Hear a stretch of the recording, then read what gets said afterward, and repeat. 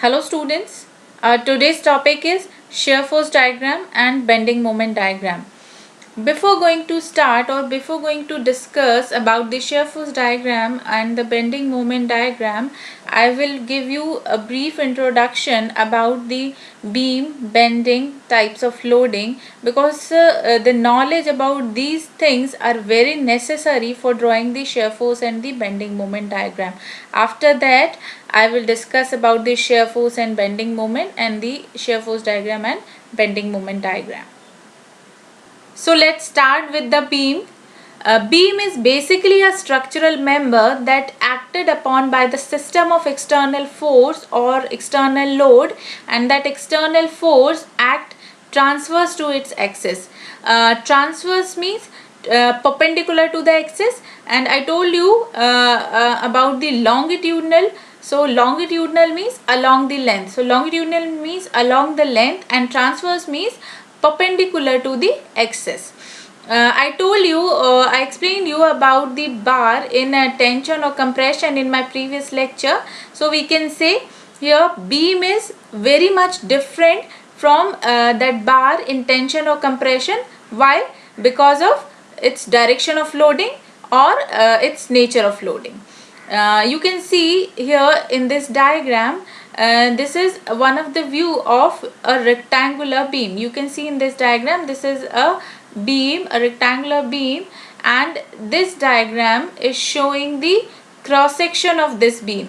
This is the cross section of this beam, but here we are considering, or we will consider in our numericals or in shear force and bending moment diagram, a beam like this, a beam with end conditions only.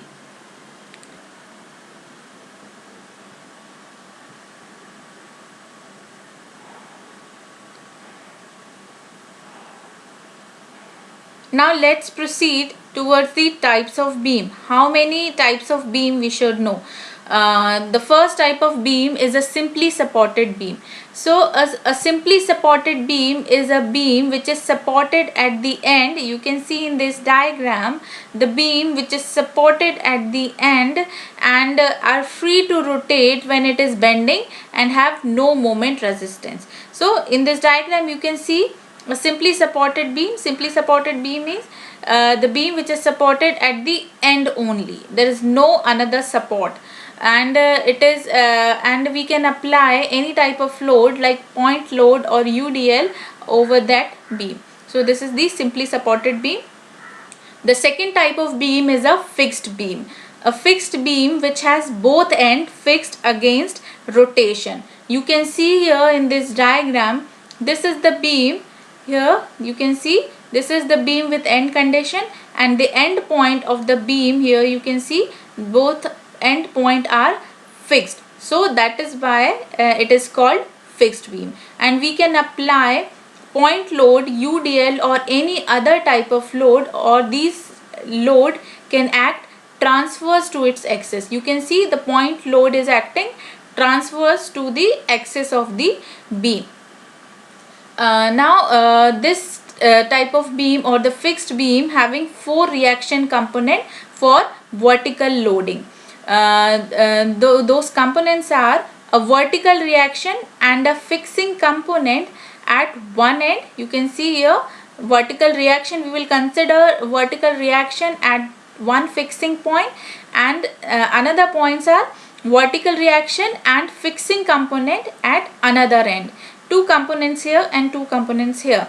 We will consider reaction at the fixed point also, and in simply supported beam we will consider reaction at the supported point. The third type of beam is a overhanging beam. Overhanging beam is a beam which is extending beyond its support on one end. You can see in this diagram it is clearly shown that the beam is fixing at 2 points and it is extending beyond its support in one direction only, or at one end only. So this is the overhanging beam. Now another point or another type is a double overhanging beam. So double overhanging beam is a beam with both end extending beyond its support on the end. You can see in this diagram, here you can see two supports, and the beam is extending beyond its support in both direction, in this direction and in this direction, in both direction. So this is double overhanging beam. The next type of beam is a continuous beam. So continuous beam is a beam which is extending over more than two support. Here you can see in this diagram a beam which is having more than two support. Here number of supports are more than two, and we can apply point load or UDL or any other type of load on it, transfers to the axis. So this is continuous beam which is having more than two supports. Next type of beam is a cantilever beam. So cantilever beam is a beam which has one end fixed and another end is free with no support. Here you can see in this diagram the beam which is having one end fixed. Here this end is fixed and another end is free. Here you can see this diagram is showing the diagram of unloaded beam, when there is no external load applied over the beam. So this is the cantilever beam with one end fixed and another end is free with no support. See, there is no support. If we apply load at the end point of this cantilever beam, the beam will bend like this. So this is the cantilever beam. There are some more type of beam which is based on geometry. So the first type of beam which is based on geometry is a straight beam. Straight beam is a beam with straight profile or whose axis along the straight line. Here you can see in this diagram is showing the straight beam, and you can see this axis of the beam along the straight line. There are some example of the straight beam like electric poles, beam of building frames, wall cranes, jibs, or there are lot many example of the straight beam. Second type of beam based on geometry is a curved beam. The curved beam is a beam which has its axis curved. The axis of the beam is curved. You can see in this diagram here the axis of the beam is curved.